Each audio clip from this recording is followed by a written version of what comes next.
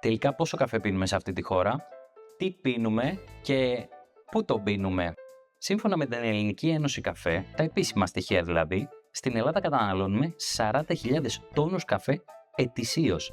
40 εκατομμύρια κιλά. Το 40% από αυτά τα κιλά τα καταναλώνουμε εκτός σπιτιού και το υπόλοιπο 60% καταναλώνεται εντός σπιτιού.